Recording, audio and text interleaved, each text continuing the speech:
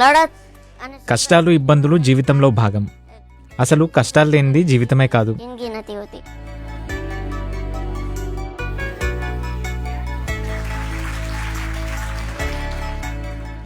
મારું નામ ડોક્ટર ગણેશ દેવબેન. నా పేరు గణేష్ బరియా. నా ఎత్తు 3 అడుగులు, బరువు 20 కిలోలు. నేను ఎంబీబీఎస్ పూర్తి చేసి ప్రస్తుతం భావనగర్ సివిల్ హాస్పిటల్లో మెడికల్ ఆఫీసర్గా ప్రాక్టీస్ చేస్తున్నాను. મેડિકલ ઓફિસર તરીકે ફરજ બજાવું છું.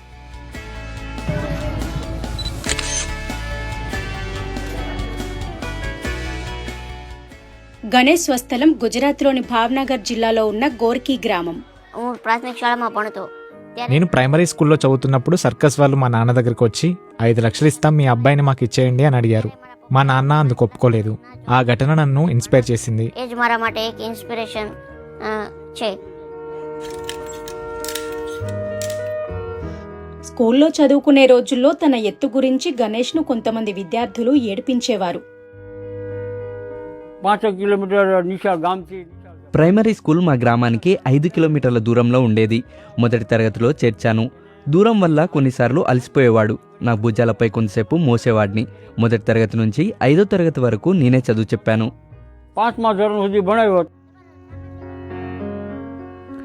నేను గణేష్ను ప్రతి క్లాస్కు తీసుకెళ్లి చూపిస్తూ ఈ పిల్లవాడు 9వ తరగతి అడ్మిషన్ కోసం వచ్చాడని చెప్పాను. ఇంత చిన్నపిల్లాడు 9వ తరగతి ఎలా చదువుతాడని వారంతా ఆశ్చర్యపోయారు. ప్రైమరీ స్కూల్ నుంచి ఎంబీబీఎస్ కోర్సు వరకు ప్రతి దశలోనూ గణేష్ చాలా కష్టాలు పడాల్సి వచ్చింది. 12th science ఇంటర్ తర్వాత నీట్ ఎగ్జామ్ క్లియర్ చేశాక ఎంబీబీఎస్ అడ్మిషన్ కోసం ప్రయత్నించాను. నా వైకల్యం కారణంగా మెడికల్ కౌన్సిల్ ఆఫ్ ఇండియా నా అప్లికేషన్ను రిజెక్ట్ చేసింది. అది 2018వ సంవత్సరం. એ સમયે હું ખૂબ అప్పుడు నేను చాలా నిరాశపడ్డాను. કિરણ દેખાયું નહીં. గణేష్కు ఎంబీబీఎస్ అడ్మిషన్ పై ఉపాధ్యాయులు దల్పత్ భాయ్, రజవంత్ భాయ్లు హైకోర్టుకు వెళ్లారు. కానీ గణేష్ కేసు ఓడిపోయారు. ખૂબ જ નિરાશ થયો અને హైకోర్టులో కేసు ఓడిపోయినప్పుడు చాలా నిరాశ చెందాను. ముందుకెళ్లే దారి కనిపించలేదు. తర్వాత ఏం జరుగుతుందో తెలీదు. డాక్టర్ కావాలనే నా కలగానే మిగిలిపోతుందని చాలా నిరాశ చెందాను. ડોક્ટર બનવાનું સપનું હતું એ અધૂરું રહી જશે. ఆ తర్వాత వారు హైకోర్టు తీర్పును సవాలు చేస్తూ సుప్రీంకోర్టుకు వెళ్లారు. అక్కడ గణేష్కు అనుకూలంగా తీర్పు వచ్చింది. 22 ઓક્ટોબર 2018 રોજ నీకున్న వైకల్యం ఎంబీబీఎస్ అడ్మిషన్ను ఆపలేదని 2018 అక్టోబర్ 22న సుప్రీంకోర్టు తీర్పునిచ్చింది. તમને ડિસેબિલિટી રોકી શકે નહીં. అప్పుడు లాయర్ లోపల నుంచి బయటకు వచ్చి మనం కేసు గెలిచామని చెప్పారు.